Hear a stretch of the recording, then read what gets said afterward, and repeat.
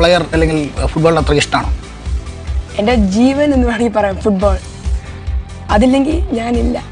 എന്നാലും അതല്ലല്ലോ, എവിടെയോ വെച്ച കണ്ട പരിചയമുണ്ട്. അവൻ പറയുന്നത് 2026 ഇന്ത്യ ലോകകപ്പ് ഇന്ത്യയിലേക്ക് കൊണ്ടുവരുമ്പോൾ ആ ടീമിൽ ഒരു അംഗം ഞാനായിരിക്കും. അത്ര വലിയ ബന്ധങ്ങളിലേക്ക് പോണോ ശിവൻകുട്ടി? റേഷൻ കട മറന്ന് മണ്ണെണ്ണ വാങ്ങണോ?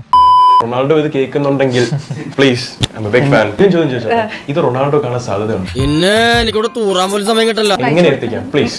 എനിക്ക് വേണ്ടി ഒന്ന് ചെയ്തു തരിക. എടാ, നീ ശരിക്കും മണ്ടനാണോ അതോ മണ്ടനെ പോലെ അഭിനയിക്കാണോ? ശരിക്കും മണ്ടനാണ്. ഇപ്പൊ നിങ്ങളുടെ ഹീറോ എന്ത് ചെയ്യുന്നു? Will he give up?